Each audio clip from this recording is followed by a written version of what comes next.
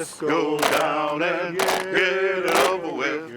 Get it over with. Get it over with. Let's go down and get it over with. We're gonna win this game. We're gonna win this game. We're gonna win this game. Let's go down and get it over with. Get it over with. Get it over with. Let's go down and get it over with. We're gonna win this game.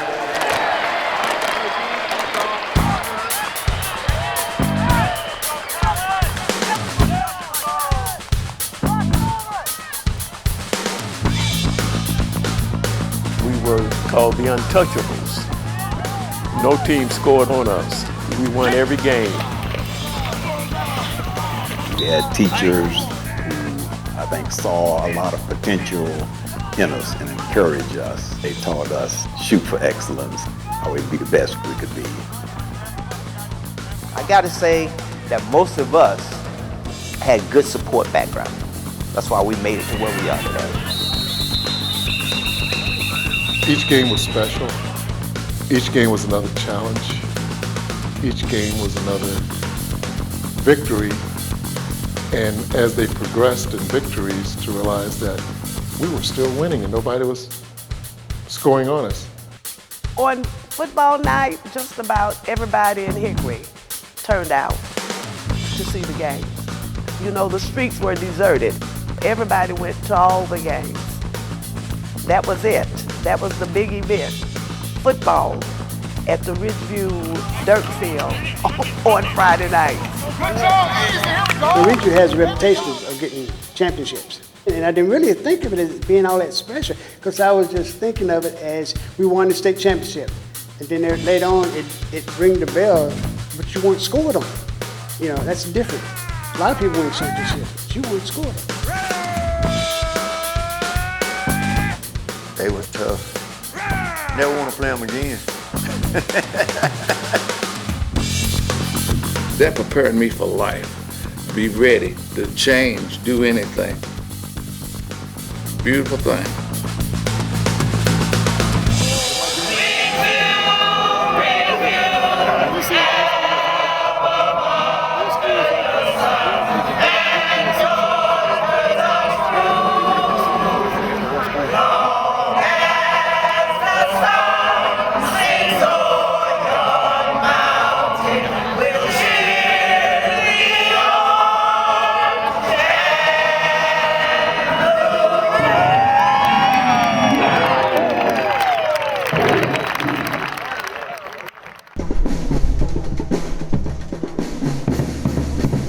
Hot Grease was a game that all the guys in the neighborhood, young and old, would gather.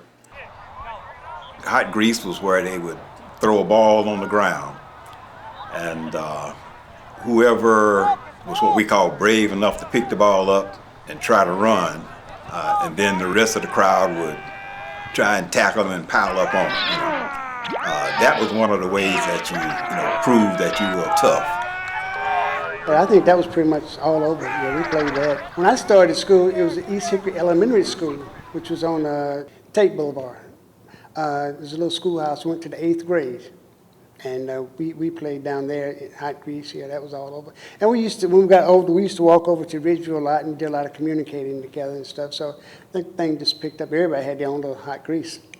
Like back then, you created your own games. If you didn't have much, you created your own games, to play with and stuff, But, because we were always doing something. Cause we were little kids, man. We couldn't wait to play football. Yeah. Cause we recess. Hey, we played football all the time. We were Ridgeview. Yeah. We were Ridgeview. We also played football pretty much every day. Pick up or tackle or two-hand touch. And what gave us a lot of experience, we got to play with the guys that were already playing football for Ridgeview. We weren't quite ready to play yet, okay? Because we hadn't reached the 9th grade. But we would still play with them. The older guys, when I was like 12 years old, before I started playing for Ridgeview, I was playing football with guys that was 35 and 40 years old. They would have a game going on, and they would come out, and all those young guys would be sitting there, and so they would pick a guy to get on their team, and you had to be able to play real good to get picked. So you wanted to get picked, so you played at your top game. And sometimes you get run over by a guy that's I'd get run over by a guy that's 40 years old. You kind of find out how good you are because when they picked the two captains, the captains would then start choosing guys. And the guys would be standing on the side, you know, and you could kind of tell how good you would be based on how fast you were chosen. So as long as you were chosen in that first 5 or 6 guys, it's like, oh, I'm pretty good, huh? So you then maybe get down to the last 2 or 3 and say, okay, well, we'll take him. So all of the time coming from East Hickory Elementary, the whole thing for a young kid like me was to make it Ridgeview's football team as a freshman. But in my case, it didn't happen.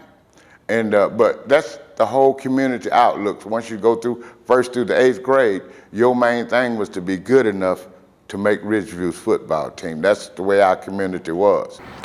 I can remember when I was a kid in East Hickory, we were out there playing football in the snows. It was on Christmas time. Somebody got a football for Christmas. We were out there playing football in the snow. It didn't matter. It didn't matter. I mean, where you go, you play. If you got a football, it's going to be a game somewhere. Rain, sand. We have no football, use a can Just or enjoy it. something. We play football. We choose up team, players, pick up players, and start a game anywhere. We play out to dark. Sounds crazy, but we enjoyed it. It paid off. There was a field where the community center is that we used to play on that field all the time. Wherever we could put a game together, it could be two-hand touch or it could be tackle, depending on what kind of mood we were in. I grew up on the east side of town in East Hickory, where what we considered all of the faster runners were. And then on this side of the town where the school was, we always thought them as the bigger linemen, the more physical guys. Living in East Hickory, we had a sort of a disadvantage in a way. We had to come from East Hickory, which is about 5 miles from here, I'm pretty sure.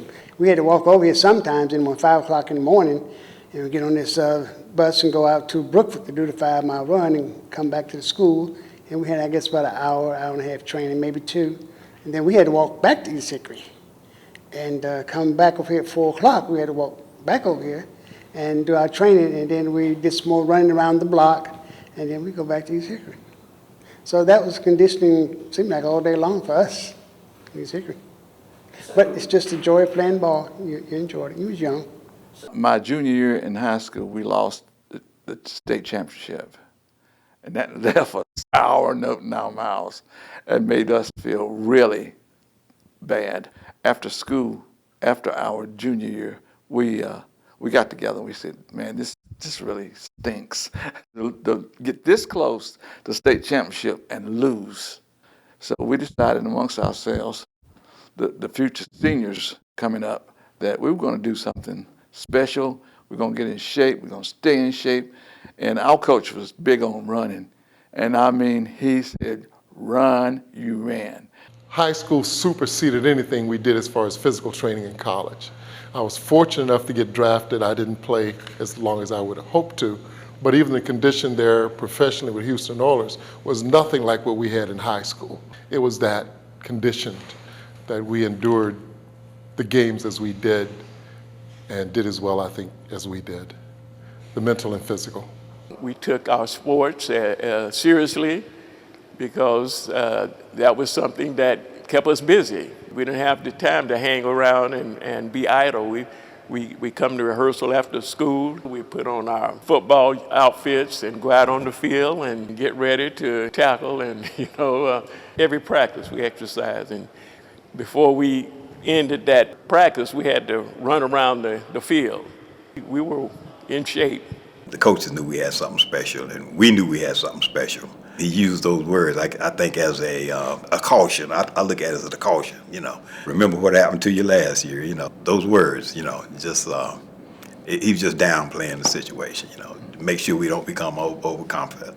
But it did make the other teams become overconfident. Yeah. They read the same newspapers that we read. Mm-hmm. And when they said, the coach at Ridgeview says these guys are not ready. They're too small, not fast enough. Hey, they lost too many seniors. Da da da da da. And they said, we got you now. Maybe this bad choice. Yeah. One of the reasons why we could do what we did, early in the morning, we would get on a bus and our coach would take us out in the country and we had to run like 4:30, 5 o'clock in the morning.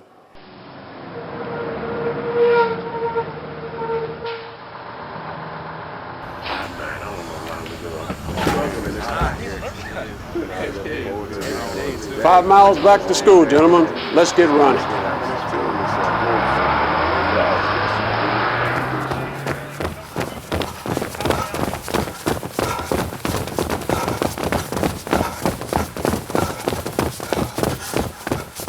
Coach Davis used to take us over Baker's Mountain. He would put us out, and we had to run, I think it was 5 miles, and he came back out to 127, and if you wasn't there when the group came back, you got left. We were well trained. We know that if we executed and followed the directions of the coaches and such, that we would prevail in every game. So If you're gonna play ball at the View, we call it the View. We're gonna play ball at the View. You have to do what the coaches say. He says you will not stay up longer than 9:30.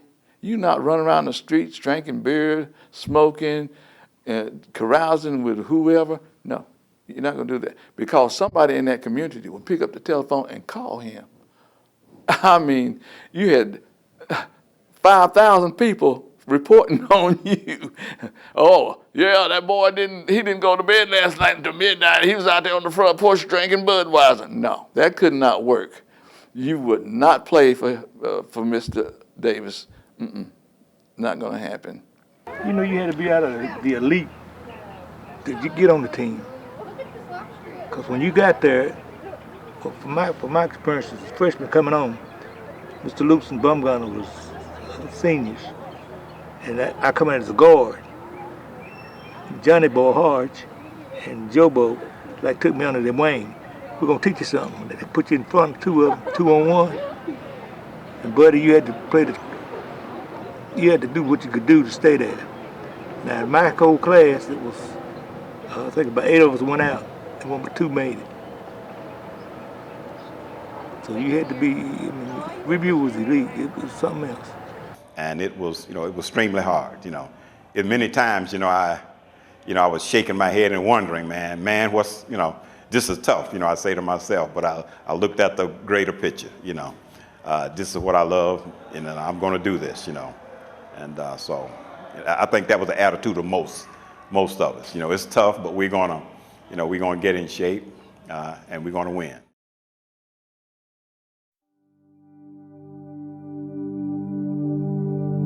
64 is such an interesting time in American history. It was a time where you had a lot of unrest in terms of how do we create a more free and equal and just society in all of these communities throughout the United States, particularly in the South. But you also had a period in which we're holding our breath in a lot of ways, both because of the Cold War. Are we going to go in an active war against Russia and the Soviet Union? Or are we going to break out into all-out war because of the tensions, the racial tensions that exist as we're trying to integrate a lot of communities and schools and businesses, et cetera, in the wake of Brown v. Board from the 54-55 decision? You have a series of legislative decisions that happen both in terms of the Voting Rights Act, the Civil Rights Act, the Hart-Celler Act, which is an immigration law act, that all happen in rapid succession, 64 through 68. So I think it's right at the sort of pinnacle at that time where real legislative change happens as a result of the decade prior, the decision for Brown v. Board. This Civil Rights Act is a challenge to all of us to go to work in our communities and our states, in our homes and in our hearts, to eliminate the last vestiges of injustice in our beloved country. What I found incredibly remarkable to learn about Ridgeview is just how vibrant and thriving of a community it was in '64, and that it continued to be during the time of what we consider the sort of desegregation period.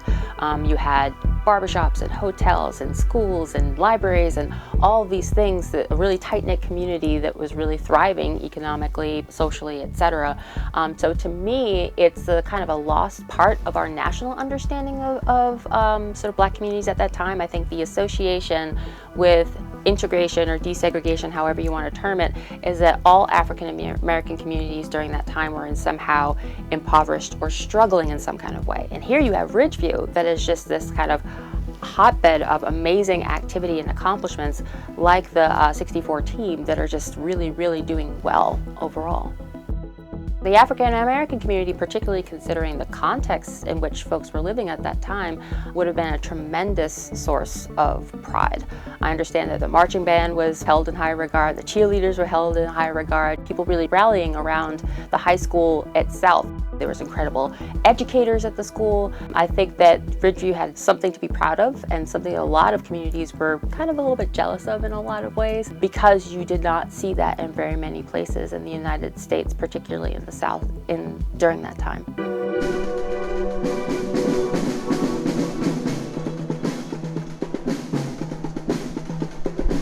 On football night, just about everybody in Hickory turned out to see the games. You know, the streets were deserted. Hickory wasn't very large anyway, so everybody went to all the games. That was it. That was the big event. Football at the Ridgeview dirt field on Friday nights. Fourth down, the Panthers are on their own 40. James Thompson is ready to punt for Ridgeview. First game of the season. We're here to see what kind of year this is going to be for the team once called the Untouchables. The ball is snapped. Thompson throws to Douglas Baumgartner. He does not kick it. Baumgartner's got a block. He's past midfield, down to the 30. Look at Baumgartner go. He's down to the 20, the 10. Touchdown Panthers. What an incredible run. Well, they were untouchable that time. We were a terrific team. They feared the Ridgeview Panthers. Every high school, they hated to play us, but it was exciting, and I enjoyed playing. Regular season games, home games, we played out here at the Brown Penn Center. Below the gymnasium, we call that the Dust Bowl. Very little grass, and at halftime you could see dust in the lights. So you knew Ridgeview was playing football. Back in those days, you know, you didn't drink much water or anything, and I'm telling you, we stayed here. Those were some wild days, man. And heck, it was just like, that practice was just like playing a team. We really put out.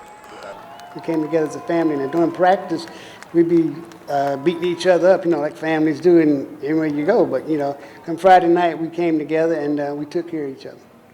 Whenever I started playing football for Ridgeview, you walk on before you could walk on the field, you had to walk through a crowd of alumni that had played for Ridgeview before. And they like, hey boy, if you're gonna go out there and play, you better be playing or go home to your mama. They were there every practice, every game, cheering us on. Hey man, you did good today. We appreciate it, keep going. But next time, get lower than your opponent. We stayed in good condition. We'd actually wear the other teams down, and then like when the first stringers come out, the second stringers, they fighting to get in all the way down to the third string. Everybody wanted to play. You had to play hard to get into all that lineup.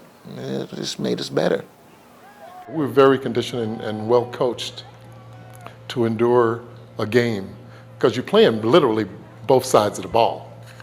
There wasn't literally time off. You go back and rest the defense going, you go back and rest the offense on. You just change positions as the whistle blew. You think you're the best and you play like the best, and there's competition between us guys and made us all, you know, good. I wanted to play just as much as the other guy did, but they had so much talent, you had to wait your turn. Well, what I find so remarkable about listening to the stories from some of the players from that 64 team is that they can walk from their communities that were on the other side of town to Ridgeview High School through white communities and actually receive like accolades and praise and just encouragement from their sort of white neighbors or white residents in ways that you don't really hear about in the historical record. That even though there was a separate but equal, I mean, I think it was something that was very real in the Hickory community, and that people, when somebody deserves credit and deserves accolades, race didn't matter in that moment. People were really kind of in awe of these players, of these people, and I think that is definitely unique, and it's not something that you would see in very many places. We had great support from from the community, and really from the entire Hickory area. When you looked up, if you happen to take time to look and see what's going on with the crowds, even before integration, our games were integrated. Everybody was there. Everybody was enthused about Ridgeview football. Everywhere we would go in the community, people would, encourage us to win every game, and they let us know that they are behind us. A lot of teams couldn't handle the formations that we put before them. As a matter of fact, I heard a couple of comments say, we never seen no formations like you guys run. Roger Scales put the offenses in that we ran. And our 44 crossbuck was one of the major things that made Douglas Bubgarner great. He was a super back. He's the guy that did the 21 touchdowns, the almost 1,200 yards. But little do people know that we had 3 backs with double-digit touchdowns. Now, see, you might have one running back that has double-digit touchdowns, and 10 touchdowns a year is a great season. But we had 3, and they all had more than 10 touchdowns. That's part of the reason that they became untouchable. Once they get past the line, none of them have ever been caught from behind. I think we were pretty much equal. Now, other people probably say, well, he was a better back than you. And I said, okay, that's fine. That's your pick, that's fine. You might like Jay-Z, and I might like another rapper better. That's your preference. But to me, myself, I thought we was all basically equal. But we all had the speed, it's just in different moves. Mine was short and quick. Cunningham's was fast and long, and Birch was just like, he was just hard to touch. He just kept moving. And that's a good thing. Setting target is easy to hit. I was blocking from Garner, and we were running down the sideline, and he said, "Come on, man, speed up, speed up." And I said, "I'm running as fast as I can." And then here comes a player from the other side, and I'm like, okay, that's it. And I fall down in front of him. And the paper said, "Fantastic block," or something other. I thought that was a hoot. It felt good to me. If a team had a nice field, that's all we talk about at first. Man, look at this field. Man, this is nice, ain't it, man? I always checked out the locker room. Wow, it's got clean floors. Grass. Yes. Opposed to dirt. Yeah, Yeah. See, I think we were about the only school that had their own field. We had our own field, so we practiced on it, we played on it, practiced and played, and never had time to grow grass in the center of the field because of all the activities that we had out there. The other teams had grass to play on, we didn't have grass. You played wherever he needed you, you played, and you didn't complain about it because you were blessed and lucky to be on the team. We heard that a lot of teams were looking at us to knock us off. We've been winning the conference championship every year since 1958. So they were looking to knock us off that crown. Nah, we're gonna take them out. They didn't do it. Each game was special. Each game was another challenge. Each game was another victory. And as they progressed in victories, to realize that we were still winning and nobody was scoring on us. I think we sensed that we could do this about mid-season. We'd really played some good competition. Nobody had scored on us. And some of the guys started talking, hey, we're gonna go unscored on. We can do this. But I remember the coaches always cautioning us, just focus on winning. Don't have this as the main goal. Concentrate, focus on winning. But amongst ourselves, we sort of had a deal. You know, we're going to do this. We never really said these things in front of the coaches, you know, because again, they always want us to be focused on the main thing, which is to win the game. But we all sensed this, it would happen. And throughout the regular season, we shut everybody down. It may have been a few teams that came to got as close as the 30, 40-yard line. But, you know, we always prevail. We always shut them down. Conditioning and determination and the love of the game. We can't forget that, you know, before every game we had prayer.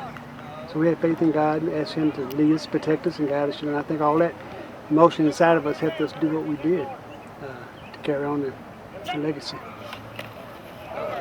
Personally, I never had any doubts. You know, personally, I never feared that, you know, we would lose. You know, so I always had that. I always had that mindset. You know, we were going to win. You know, so whatever it takes. You know. It was wearing those colors. That orange and blue is beautiful.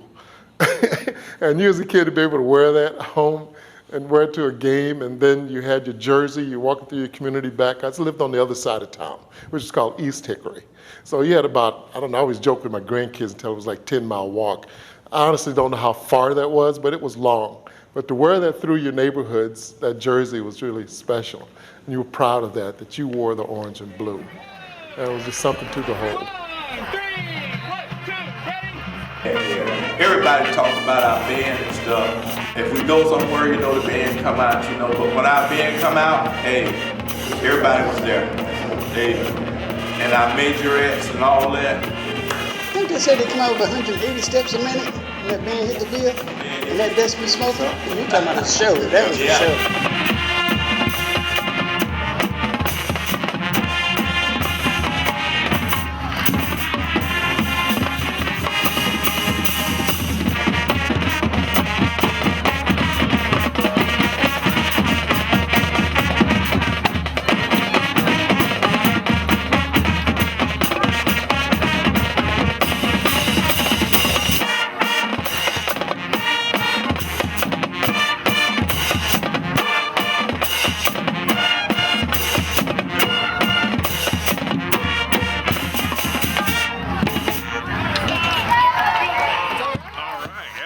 We had one special trick play. This trick play involves when you set the ball down, we huddle about 10 yards to the right or the left of the ball. Okay? And when we broke the huddle, the guys were on the line. They were over here, but they were on the line with their backs like I'm giving them instructions. All right? So doing that, they looked like they were already on the line. So that way, when the center broke out, the center would break out, and one of the running backs, like Baumgartner, would break out, and they would go over to the ball. We'd be calling them back. The center would say, what? And he'd go over, and by the time he gets over the ball and snaps it, then they just throw it over. It always worked for a big play. Always worked for a big play. That was the biggest trick play we had, and it was an excellent play too.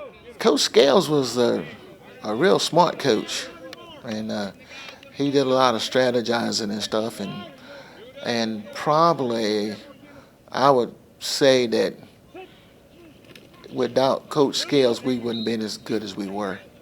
Coach Scales, he was pretty good most at the time, so we were sort of down and not really playing to our potentials. And he would get us in the locker room at halftime or something like that. Or on the field, he calls off the side for a while. And, you know, he tells y'all can beat these guys, but you're a better team. If you do what you are capable of doing, you can bring it out. I mean, he made you feel like he was Superman or something, you know. You felt it when he spoke to you, and you could see the concern in his face and the confidence that he had in you. And when a coach tells you can do something, I believe you can do it, I know you can, then it seems like that gives you a little more energy and spike, you know. So I think that picked us up a lot of times, helped us out. Because a lot of times you go out there and sometimes you have some bad nights, you're tired, the game is off, and just sort of, all you want to do is just get it over with, go home, you know. And then when you get that pep talk, and you go back out there, and it helps you. It helped me a lot. we had a lot of responsibility on our back to the communities, to the city, county, to play ball and play good ball. That's what always scared the crap out of me, is that I'm going to make a mistake and disappoint these guys. And you would stand out. So, I mean, it would be such a grave mistake. You're like, oh, God. And, of course, Mr. Skill would say, you know, it's going to be all right. And then Coach Davis would be like, what the crap? So that's the two different levels of coaching. It's unbelievable. Before every game, on the bus we would sing songs. One of the songs we used to sing was when we approached the stadium, it was I See the Lights. You know, there was a song back then, I see the lights, I see the party lights. So that's what we used to call the party. You know, I see the lights, I see the party lights, red and blue and green. Everybody, won't you come on out? We gonna, you know, win this game. Stuff like that, you know. And then let's go down and get it over with. We're gonna win this game. Yeah, those were before every game. Yeah. Let's go down and get it over with. Get it over with. Get it over with. Let's go down and get it over with. We're gonna win this game. We're gonna win this game. We're gonna win this game. Let's go down and get it over with. Get it over with. Get it over with. Let's go down and get it over with. We're gonna win this game. Well, when we played at home, we came out of the gym all the way down to the field singing that song till we got on the field. And that was the song. That's what they be hearing. And when we went out and played other teams, they heard it there too. When we leave the gym, they hear us coming. Okay? So that was our chant when we hit that door, headed to the field, going down to get it over. My senior year, the coach, we were playing some team, I can't remember what it was, and I had played both sides, and I was hard, and he pulled us all over to the sideline, and I was standing there, and blood was running out of my nose, and I thought, God, and he said, boys, I want you to remember this, kill a gnat with a sledgehammer. We're like, what the Sam hell is he talking about? Hey, go ahead, do it, play. Don't stop because you got 60 points or whatever it is. Keep playing. Finish it. And that's what we did. And I've used that philosophy from then until now. And it hasn't failed me yet. I don't halfway do anything. When I read things like Isabel Wilkerson's The Warmth of Other Suns and the ways in which African-American children are raised, particularly if they're going to grow up and and achieve anything, it's that old adage in the African-American community that you have to be twice as good to be half as well respected. And I think the kill a gnat with a sledgehammer is an extension of that, right? You have to go above and beyond and go big in order to really get the job done and be noticed, because to be subtle about it isn't going to cut it. Once again, at halftime, Ridgeview leads 28-0. Let's go. Let's get to it. Men, I know you want to keep the record going of not letting anyone score on you, but forget about that. Focus on winning the game. Don't let up. Remember what I always say, kill a gnat with a sledgehammer. My coach always said, on the line, you got John Hodge and Joe and Craig Wilfong and my cousin Charles Redmond, big dudes. I mean, they just pound you, man. You're like, oh, call the hospital. And me, hey, I'll knock you down. Hey, how you doing, brother? It's gonna be a good day. He said, no, you got to be one or the other. You got to be one bad, you know what, or you're gonna be an altar boy. I said, I can be both. Just have to turn it on and off, whatever. We always had this thing about when if a play goes the other way, rather around the other end, if you're playing this end, well, you just don't stand here and let them go. You go over there also, in case they miss a tackle or something like that. Then you can be there to follow up and make the tackle. So we concentrate on covering each other's position to keep from letting anybody slip through the cracks. The reality was teams were not going to beat us. They knew they weren't going to beat us. So they would just want, if somebody could just score, that would be their victory. If a team could score, they would be satisfied, But they knew they weren't going to win. I got knocked out in Morganton, and this was the first game that my mother came to. She didn't want to come to the game. She didn't want to see her son getting hit. So I talked her into coming to this game, and I know I got knocked out. And the first thing I remember is I was on the sideline. I think they had something like an AM cap that wave under your nose. It's ammonia, bringing you to. And my mother was looking, and she saw I was okay, so I got up. So when we got home, we talked about it. She said, "I won't be back to no more games." She said, "That's the last one. I'll just wait till they tell me what happened when you get home." We may not win the game, but we'll win the fight. That was what the guys, from Morganton would say. That was their attitude during the course of the game when they knew they weren't going to win. There came the fight, and unfortunately, they had to call the game. All the players on the field fighting, everybody on the field were fighting, people on the sidelines were fighting. Mm-hmm. Then finally, both sidelines headed for the middle of the field, and the coach got the players off the field, got us on the bus, and down 40, headed out of Morganton. Our coaches had us prepared for everything, and we got into the game with Newton, and all of a sudden Newton sent a flanker out. We had never played a team where a guy went in motion out of the backfield, but we was ready for it. All of a sudden, this guy goes in motion, and the cornerback has to go in motion with the guy, and there's nobody on the corner. They didn't think we was going to catch it. So when they did that, I was the middle linebacker, and this one guy named Aggie, I run up into the line, and I told him, back out and play linebacker. And I shot down on the corner, and then that other guy took the guy down the field, and they isolated me one-on-one with a guy that's my cousin that played for Newton. And I wore him out. Wherever they were playing, you had to get there. There is no standing room.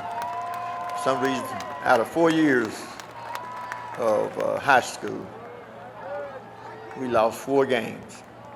I was on a team that lost 4 times, 1 game a year. Ridgeview. So that was something, just playing against them was, and now, God gave us this honor to come back and laugh and joke about it and talk about it, but that's something that we can cherish also because we did play them and which we were supposed to have beaten them, but that game was nowhere close. 36-0. They came at you hard. Hard. Newton, yes, was our biggest rival, and we always talked trash with Newton. And they were undefeated. But I think after the first series and Cunningham intercepted the pass, took it all the way back, I said it's over. It's over. So we went on and beat them 36-0. So. First play in this great rivalry. Newton throws the ball. Ed Cunningham intercepts. He's running it back for a touchdown. Boy, you better get up in there. Your grandmother's gonna ride here on this field and snatch your stupid-looking self up off this field and take you back over there on the sideline. Uh-oh, she looks like she's coming on the field. I said, I'm getting up, get me to my feet. And they stood me up, and everything was, I thought, Lord have mercy, who hit me? A truck. And they said, get it together, get it together. Jennifer Lukes had me one side, and John Harch had me one side. They walked me over to the sideline, and my grandmother looked around. She's about 5 foot tall, 90 pounds, but she was tough. And she looked at me, and I said, and she went on back to her seat. I said, oh boy, that would be embarrassing. Your grandmother come on the football field and carry you off. That would be the end. The equipment was old, and I remember I got a plastic helmet cracked off of my head, and there was a guy in Hickory. I'm thinking he was connected with sporting goods, but that guy, he made sure that we had whatever we needed after, and I remember what would happen after a game. After a Friday night game, coach would go up on the square in Hickory, and this guy, he would come by and ask coach, said, you need anything? And the coach said, well, we need a couple of helmets and this and that. This is on the week. This is on a Saturday morning. Monday morning, it was there at the school.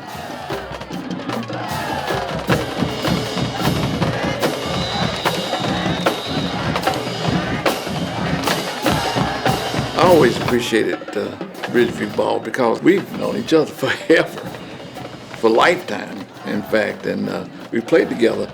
And that final season, even though I played in different places during the game, you felt that togetherness. I didn't have to worry about what Bumgarner was going to do. I knew he was going to do it. Jobo, hey, boom, he's going to take the player out, boom, Bum's going to hit the hole and gone. God help you if you get in his way. He just run over you and keep going. But it was special. It was special. The game before the championship. If we could get this team right here, we got it made. And that was the most intense game I've ever played in because everybody was banking on that. No score. We've gone the whole season, nobody scored. There's no reason why these guys should have to score. We're going to stop them. And, every time they got the ball or we fumble or something like that, and you get down close to the goal line and stuff like this, please don't. Guy get the ball and start running, he's like, get him. I mean, you're just running all across the field trying to be in on every tackle because you was trying to defend that record that we had going so long. So everybody was backing each other up. If the ball go that way, we shift, going that way. Once he crossed that line, we was all over there. There wasn't no sitting up here, that's on your side. No, we was all trying to cover each other's tails. So. In the playoffs, East Spencer, they didn't score. So here we are, 11 games, nobody scored on us. We're coming down to the championship game against Hamlet at Lenoir-Rhyne College. Scores was 0-0, a few minutes left in the first half. Hamlet is on our 5-yard line with a first down. But with our character and cockiness, I remember blurting out, you're not going to score, you're not going to score. But our team captain, John Hart, say, man, focus on stopping them, hush. Quit talking and just play ball, And they came at us 4 times and we shut them down 4 times. So at halftime, the score was 0-0. After the second half, we came back, scored 2 touchdowns and 2 extra points, and that was it. I've never thought 1 minute about losing. That was even more fun. I just felt that more motivated and confident. You might call it crazy or wishful thinking or whatever, but I never one thought crossed my mind that they would win. It did not cross my mind that they would score at that time. I just felt confident. Even though they were down that close, you got to remember we come from a team that's been having a winning streak for years. And we've lost once or twice since I was playing it, but you just don't think of it. Like Joe said, you just don't think of losing. We're gonna win. We're better than they are. Yeah, we are Ridgeview, and we are the Ridgeview Panthers. So that's it. You are not going to score. You're not going to win. The final days of Ridgeview, I think about it a lot. That prepared me for life. It prepared me for life, to be ready, to change, do anything. Because I wound up in the Army as a medic, and then later on in the Air Force as a combat nurse. So it prepared me to make a quick break, change, do whatever I had to do to keep going. Beautiful thing.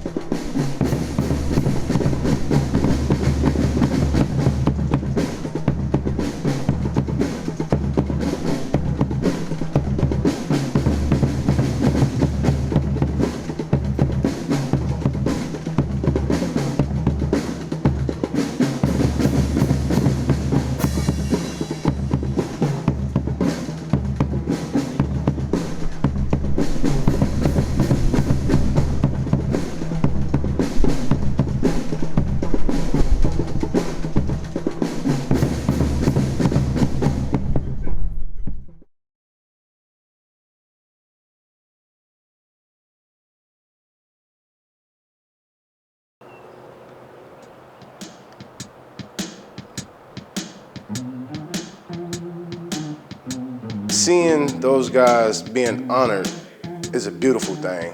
I think everybody should have access to Ridgeview and learn about its contributions to the city. We had an opportunity to tell the Z. Smith Reynolds Foundation the story of the Untouchables. And they are given large public art grants for wonderful stories that haven't been told very often. And we thought the Untouchables story was perfect. So they got 82 proposals, and out of those they chose 20 semifinalists, and the story of the Untouchables is one of the 20 semifinalists. So we're pretty excited. This initiative aims to include historically marginalized people in decision-making processes about art in public places and is intended to spark healthy dialogue. I think it's great for them to be honored. Should have been done a long time ago, but I'm glad it's a process of getting done now.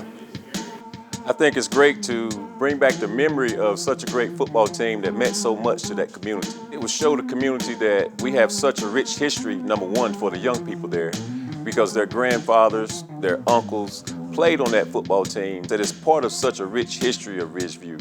That's one of the greatest things to happen at Ridgeview High School before the schools were integrated. Our work now through the United Arts Council of Catawba County, who's writing the grant, is to find out what the community wants. It's not our story, it's Ridgeview's story. And we'd like to know whether they think it's a good idea to have the art project, what they think it should look like, and where they think it should be. We've gotten some great response. It should not be forgotten or ignored, and it should be shared with the city and with people who visit the city. It's that important as far as I'm concerned. It's very important part of history, in this Ridgeview community. And I hope, that this can be fulfilled, And I'm glad to be here, because a lot of people that live in the Ridgeview Panthers are passed on. There's just a few of us left. I think it's a wonderful idea. This history was almost forgotten. I was not aware of it until 2-3 years ago when it was first brought up and the team was honored at Hickory High. So I'm really excited about it and hope that we get the grant so that we can establish something lasting for the community to remember not only the team, but Ridgeview School and the great things that came out of Ridgeview. Getting the community's input is critical to the process. This is not the United Arts Council story. This is the Ridgeview community's story. We want to be sure that it remains their story. It's a source of huge pride in their community, as it should be. It was a remarkable school with remarkable educators and a remarkable football team and a remarkable band. So we're pretty excited to help the community, to assist them in whatever that way they want to tell the story. Seeing those guys being honored, you get every part, every aspect of history in a visual sight. We heard you loud and clear that you want it in this neighborhood, you want it on this city walk, and you want it to be about the whole team. Yeah. So that's our base, and we're going from there. Every single person who filled out a survey thought the idea of a public art piece celebrating the Untouchables was an excellent idea. As to what the piece should be, there was a tie between a monument and a mural.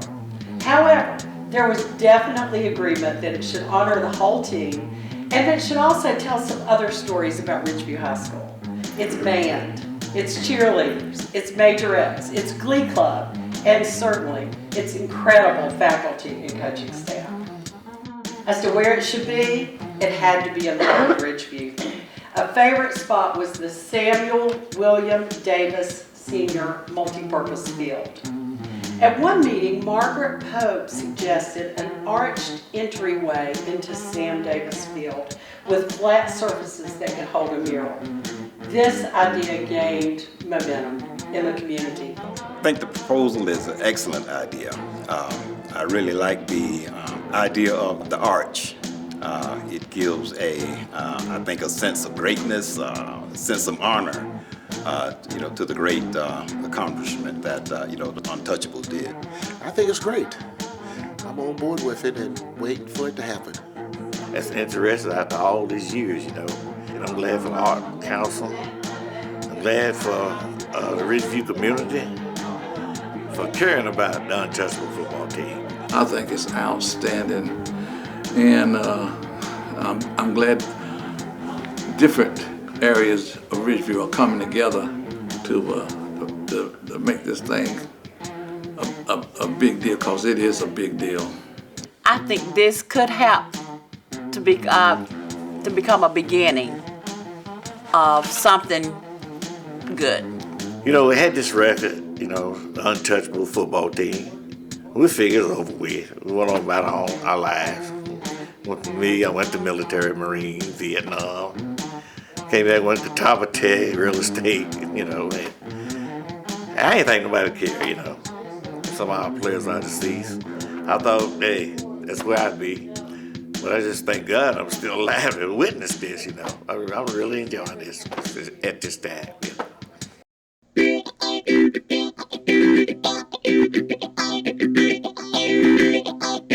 We were absolutely thrilled when we got the news that we had won. I think many of us thought from the very beginning we had it in the bag, but then to really get it was amazing. There were teary-eyed people in the meeting, just so excited. Everybody was overwhelmed, and I think we're all blown away with this project and the idea of moving forward with it.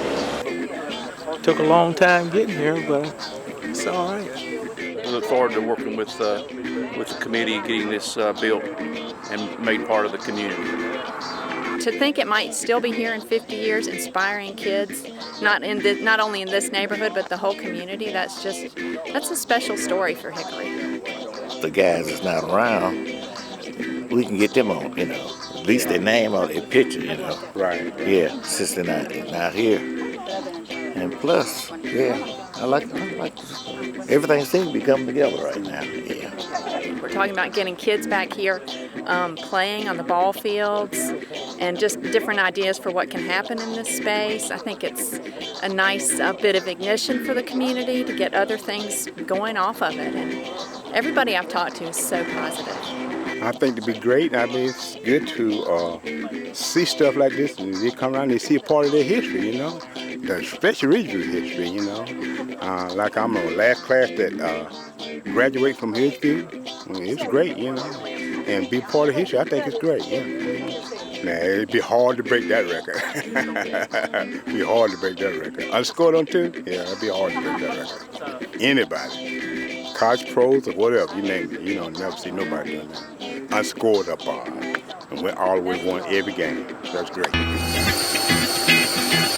Steve Rhodes, who's in charge of our integrated machining program here at CBCC, did a phenomenal job with his students creating this medallion for us. And I thought it was noble because that was during the time of segregation, and I thought it'd be cool to make something to commemorate those guys. I'm so excited about the quality of the product and the fact that it is a one-of-a-kind thing that our students and our faculty worked on. It's a beautiful piece of work. The medallion expressed that we will really appreciate it. I love all my kids, but I can't be a black role model.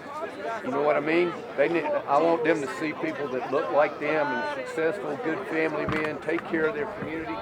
Okay, you have to have endurance to do that. I mean, we didn't have the weights and stuff like that, but get up early in the morning, go out there and run out in Brookfoot, and most of all, I had to run from Washington Forest, which is 5 miles away first. And I was pumped up when I got there, you know. And we go out to Brookfoot, and a lot of them tried to stop me from getting off the bus. They'd hold them, but I still outran them and got back, in time. But really, through this, been doing the conditioning right there, man, you could, and plus, most of the guys play offense and defense, both sides of the ball, and they could do, they really had the endurance to do that, and plus, that carried that endurance on over into Vietnam, which I was a point man, which I walked for 6 years, and that helped me, by being in physical conditioning, and plus the coaches, and that really pretty well motivated, really the team, as a whole, because it made us stronger and made you stronger, and you could think better, within the game, because we didn't get water and Gatorade and stuff like that during that time. The guys might have hit some, but we didn't get that. We just didn't get that. And plus, we didn't have cramps. We didn't have many cramps because we didn't drink water and stuff like that. And really, and it just made us a good team, a good physical team. And like I was saying, it just made us strong. And that's why they call us the Untouchables.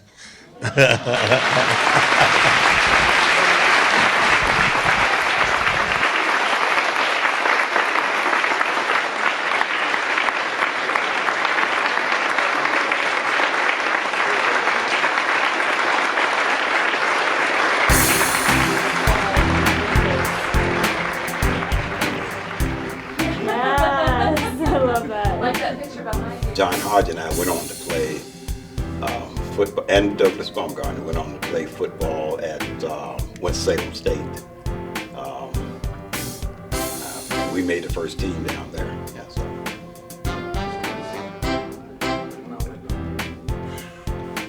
Is that your senior's face? I'm sorry.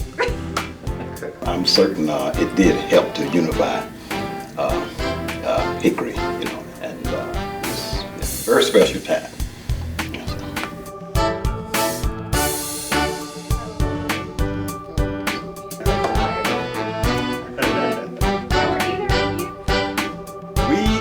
The Untouchables.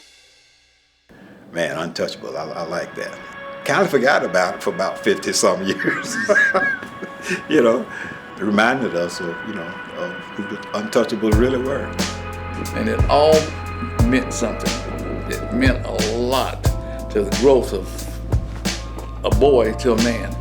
In my case, I learned a lot of life lessons. There's a lot of good teams. There's a lot of championship teams. But there's no perfect season teams. We only got one. And that's what we're labeled as right now. Even to this day, there are some former players. We still haggle or argue a little bit about who was the greatest team ever at Ridgeview. So some would swear on their lives that they were the better team. Yeah, we did this, we did that. We made you all what you are, But when that word untouchable comes up, 1964, that separates us from the rest. It separates us from the other Ridgeview team. We love those guys, but we were the best. We were the untouchables, so that speaks for itself. Very excited about this opportunity, especially in my hometown. Great privilege.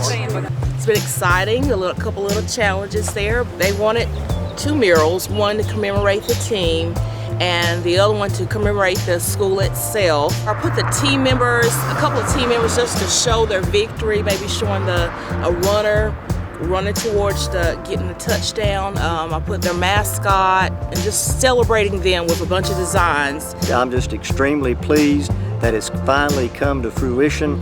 I'm looking forward to the connectivity. This is a piece of a larger puzzle that connects the entire city.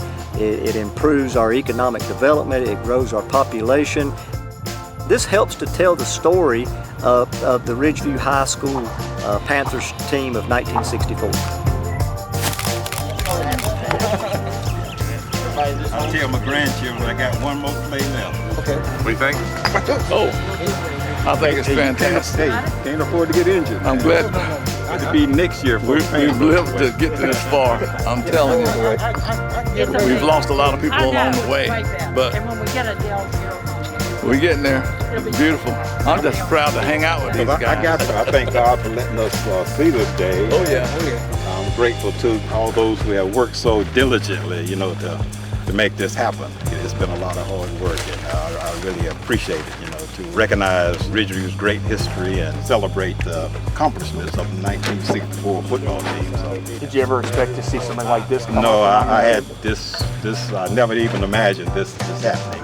It's just beautiful. It's wonderful. it's wonderful. They're doing something like this for the team. Because it's been over 50 years, hasn't it? Never in my imagination I thought that this would happen, but I'm glad it did. It looks good, and I never would have thought it. Wouldn't even come to my mind. This is just awesome. It's fantastic. As long as they keep records and sports records, the Ridgeview Panthers will be there. So immortal in this world. I'll take anything I can get. I'm telling you. I'm impressed. Yeah, we had an awesome reputation, throughout the area. Yeah, definitely. Yeah. From my perspective, all you had to do was make the team, and you were a legend automatically. Yeah, but that was hard. That was not easy to do. It wasn't easy to do. Like I was telling you, I don't need to fit this up. Yeah. Training, How many seniors did you guys have? Was it 12? We had about 12 seniors. Okay. Growing up, that's what that was all about. Wear out the kids before they get old enough to play for Ridgeview. Documentary. So y'all just sit and talk or do something. Dance or whatever you like. I was just totally amazed when I heard about this football team. In fact, it may be the greatest high school football team that you have never heard of. What they did was so incredible, they were dubbed the Untouchables. This is the 1964 Ridgeview High School football team, the Panthers.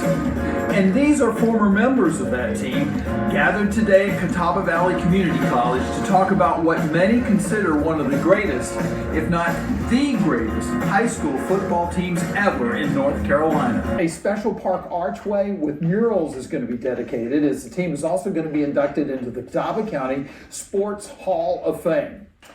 Ridgeview, 36. Newton, 0. Ridgeview championship game at the Northern College. Ridgeview, 16. Hamlet, 0.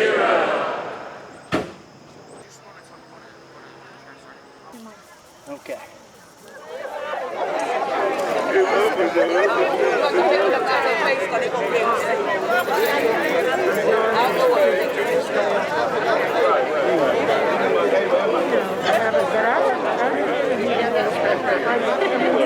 We've been waiting 57 years to get this done. Welcome to you all from the United Arts Council of Catawba County. I'm Kathy Greathouse, Executive Director, and I cannot tell you how thrilled we are to see you all here. They chose this story as one very worthy of a public art prize. It was such an honor, and we'll be always grateful to Z. Smith Reynolds for this. This particular football team brought together the community long before this archway was installed, but now the story is memorialized.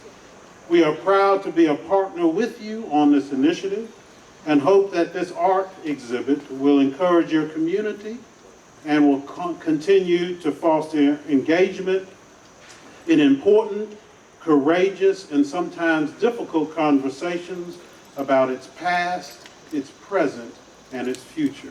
Good morning.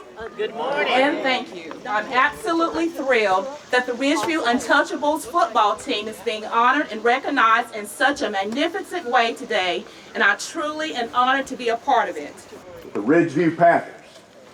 These guys came together, and they were perfect. They were perfect. The relentless execution that they put out on that field every night, protecting each other's backs, working together, is an example that's second to none that we have to carry forward into the future. Ridgeview High School was a school of excellence with a distinguished faculty that produced many outstanding scholars, musicians, and contributors to Hickory, North Carolina. Whereas Ridgeview High School had a long history of championship athletics and revered coaches. Whereas the 1964 Ridgeview High School Panthers football team was particularly successful, being undefeated and unscored upon while winning the state championship. Whereas the score at the end of the season was 446-0.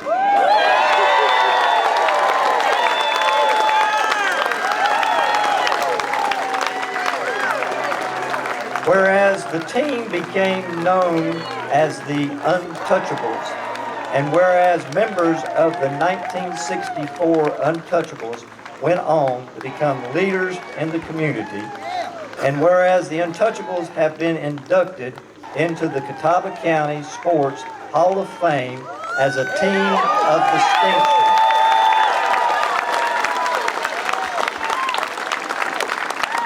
And whereas the Untouchables' record of consecutive shutouts still stands with the North Carolina High School Athletic Association. Now therefore, I, Hank Guest, Mayor of the City of Hickory, North Carolina, on behalf of the Hickory City Council, do hereby proclaim Saturday, September 4th, 2021, in the City of Hickory as Untouchable Day.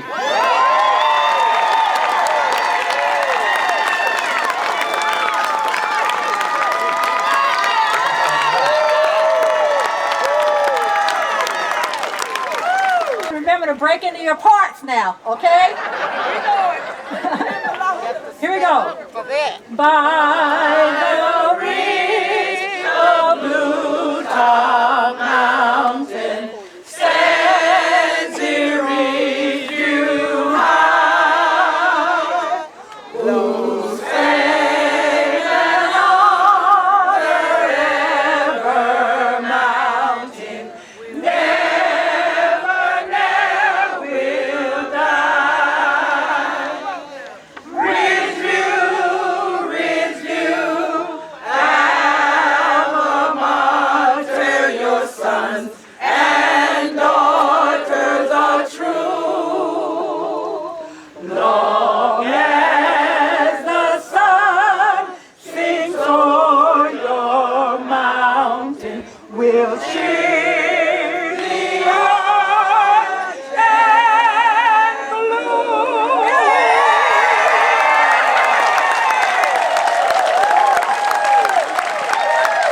Oh, this day was fantastic.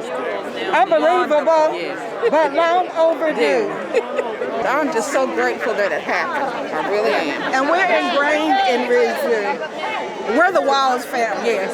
So we came up in Ridgeview. So we're there. We Ridgeview in our body. So we love it.